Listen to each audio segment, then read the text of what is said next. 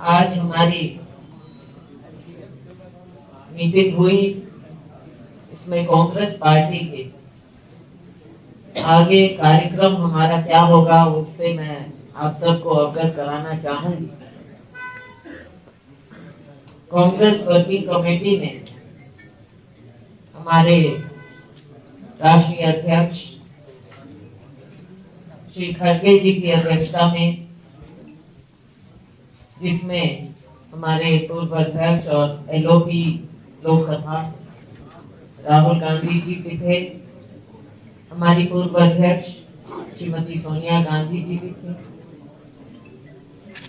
सबने एक फैसला लिया कार्य समिति में,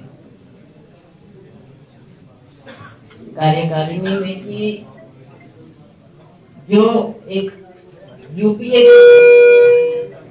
के समय में बहुत ही महत्वपूर्ण कार्यक्रम देश के लिए, खास तौर से हमारे ग्रामीण क्षेत्र के गरीब लोगों के लिए एक पाथ ब्रेकिंग प्रोग्राम दुनिया का लागू किया गया था। डॉक्टर मनमोहन सिंह जी उस समय प्रधानमंत्री थे। सबसे महत्वपूर्ण दुनिया का कार्यक्रम था किसी भी ग्रामीण क्षेत्र के लिए लोगों को रोजगार देने का। और यह कार्यक्रम मनरेगा जब शुरू हुआ, एम्प्लॉयमेंट गारंटी, ग्रामीण क्षेत्र में रोजगार की गारंटी देने का, ये अपने आप में बहुत ही बड़ा कार्यक्रम है। इस कार्यक्रम ने देश के करोड़ों लोगों को गरीबी से बचाया, उनके हाथ में काम दिया। कोविड जैसे समय में लोग मनरेगा के माध्यम से ही बच पाए। आपदा के समय में मनरेगा जो कार्यक्रम देता रहा, उससे लोग बच पाए, उन्हें रोजगार मिला। और भाजपा ने, मोदी जी की सरकार ने उससे भी बड़ा महत्वपूर्ण फैसला ले लिया है इस कार्य को खत्म करने का। जो एक अधिकार दिया गरीब इंसान को, महिलाओं को, गांव में 100 दिन का कार्य वो अपना नाम पंजीकृत करें, और उन्हें सरकार की गारंटी है, केंद्र सरकार की गारंटी है कि उन्हें कार्य मिलेगा। इससे गांव में कार्य भी हुआ, एसेट्स बने और गरीबों को काम मिला, हाथ में काम मिला।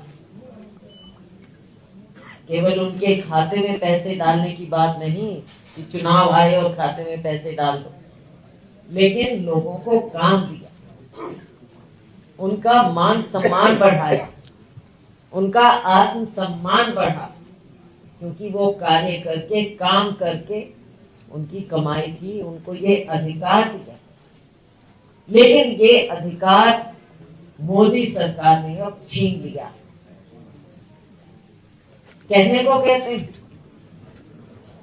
कि हम 125 दिन का कर दिया, लेकिन क्या 125 दिन प्रावधान है?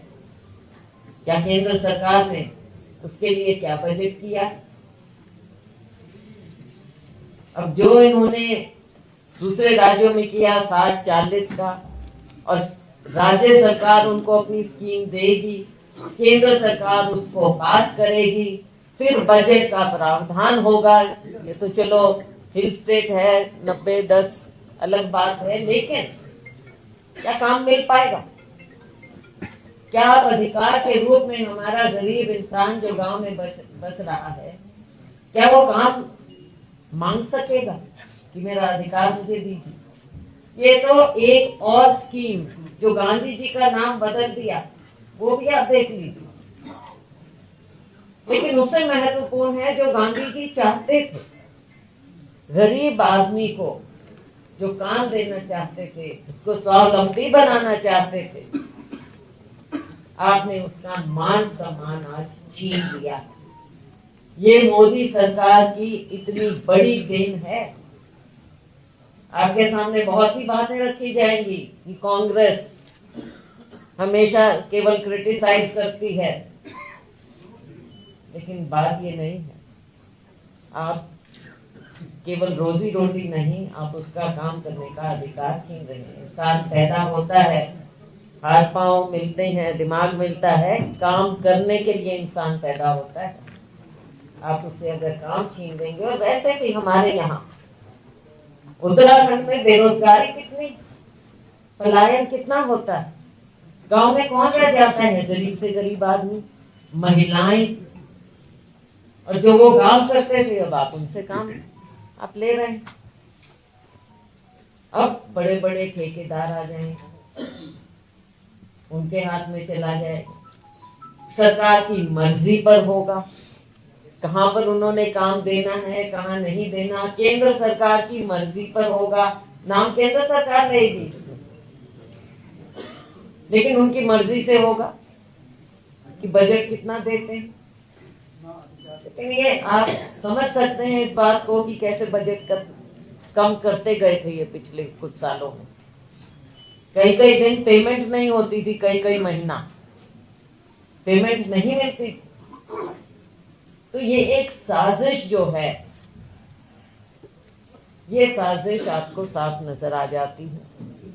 बड़े लोगों का,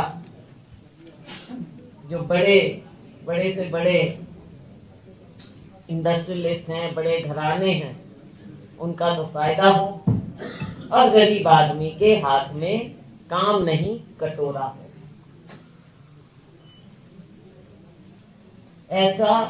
ऐसी बड़ी मार इन्होंने हमारे ग्रामीण अंचल के गरीब लोगों पर मारी।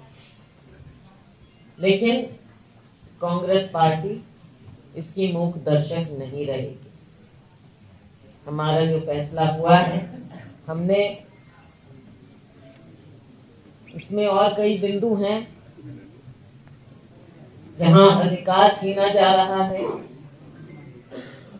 वहां पर ग्राम पंचायत की शक्तियां भी खत्म कर दी गई हैं। इस नया ये लेकर आए हैं, स्कीम लेकर आए, ग्राम पंचायत जिसको मजबूती देने की बात हुई थी, महात्मा गांधी का सपना था, जिसे साकार राजीव गांधी जी करना चाहते थे, जिसे हमारी सरकार ने किया। अब उनके अधिकारों को, पंचायती राज को भी कमजोर करने की साजिश का ये एक हिस्सा है।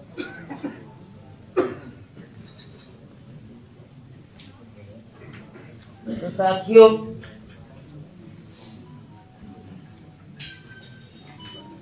इसका जो हम आगे का शेड्यूल है वो आपके सामने रखना चाहेंगे। 8 तारीख को हमारी मीटिंग हुई है,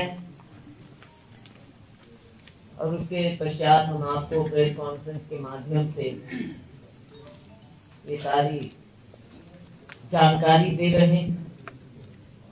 10 जनवरी को हर जिले में हमारी प्रेस कॉन्फ्रेंस होंगी, और इसकी सारी असलियत सबको बताते हुए ये हम जो हमारा कार्यक्रम है वो लॉन्च हो जाएगा। 11 को हम एक दिन का अनशन रखेंगे डिस्ट्रिक्ट लेवल पर, जिला लेवल पर।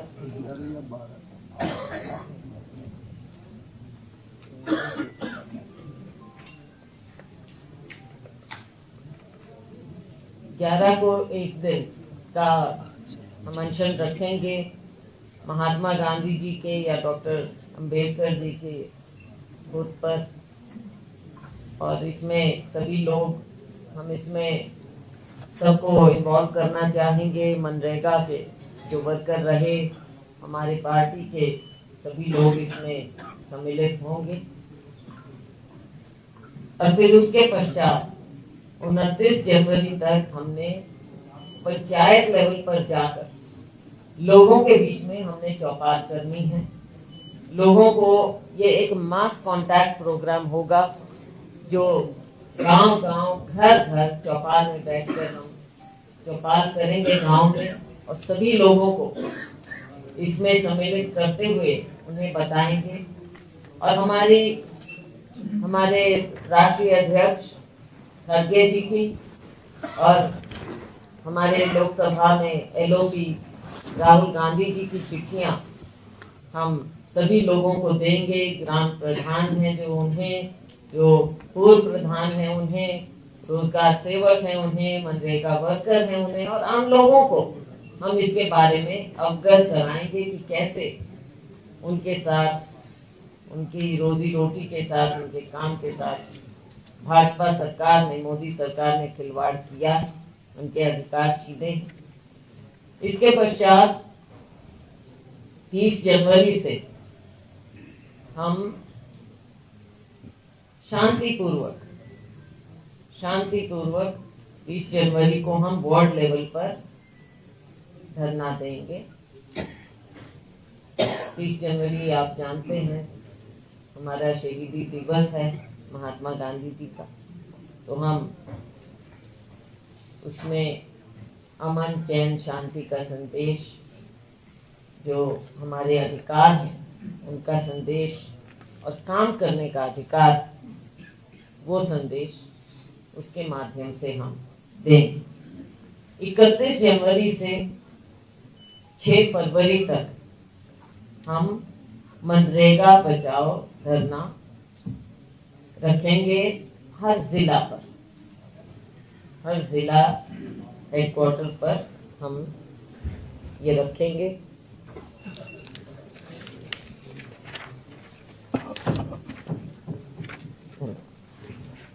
उसके बाद 7 फरवरी से, ये हम आपके साथ शेयर भी करेंगे अभी सारा, 7 फरवरी से 15 फरवरी तक हम दिन तय करके विधानसभा घेराव रखेंगे। उस समय दिन तय कर लिया जाएगा आपके साथ, हम आपको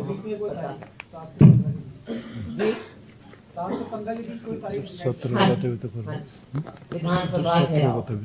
और फिर जो हमारा नेशनल लेवल का प्रोग्राम है कि हमें जोनल AICC की रैली रखनी है, वो तारीख बाद में आ जाएगी AICC के द्वारा, तो वो हमें क्या मेजर रैली देश में करनी है, तो वो आपके बाद में, उसके बारे में हम आपको AICC द्वारा अवगत कराएंगे। तो साथियों, ये एक मेन मुद्दा हमारा मनरेगा का है, और AICC का फैसले के बाद ये हम हर राज्य में कर रहे हैं। इसके अलावा एक बहुत ही महत्वपूर्ण मुद्दा है, और वो है अंकिता का मुद्दा, अंकिता भंडारी का मुद्दा।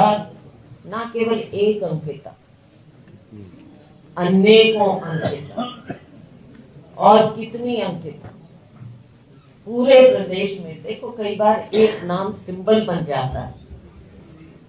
अंकिता भंडारी के नाम से आज सारे देश में, दुनिया में उत्तराखंड का नाम गलत तरह से सुर्खियों में आया, लेकिन इतनी अंकिता भंडारी हैं हम उत्तराखंड में भी देख सकते हैं, हर क्षेत्र में देख सकते हैं। और कितने ही ऐसे केस हैं जिसमें सत्ता पक्ष के लोग इन्वॉल्व। दलित महिलाओं की बात करें या कोई भी महिला, बहुत सी हमारी बहनें, बेटियां, बच्चियां, इतने केस। तो ये मामला भी कम महत्वपूर्ण नहीं, बहुत महत्वपूर्ण मामला है। इसने झिंझोड़ के रख दिया, सबकी भावनाएं बहुत उत्तेजित हैं आज राज्य में। अब जो कहा जाता है कि कांग्रेस पार्टी इसको, कांग्रेस पार्टी क्यों नहीं उठाई? हम राजनीतिक दल हैं, हमारी जिम्मेवारी अगर कहीं कोई भी ऐसा कार्य होता है तो जिम्मेवार राजनीतिक पार्टी होने के नाते, मुख्य विपक्ष होने के नाते ये हमारा कर्तव्य है कि हम इन मामलों को उठाएं। हमने उठाया है और हम उठाते रहेंगे। इसलिए उसके बारे में आपको डिटेल में हमारे अध्यक्ष जी बताएंगे, लेकिन ये मुद्दा भी हम उठाते रहेंगे। और जो मांग है कि एक न्यायिक सुप्रीम कोर्ट जज की देखरेख में सीबीआई इस मामले को देखे, इसकी पूरी इंक्वायरी हो, कौन वीआईपी रहे, क्या कुछ रहा, अभी तक ये मामला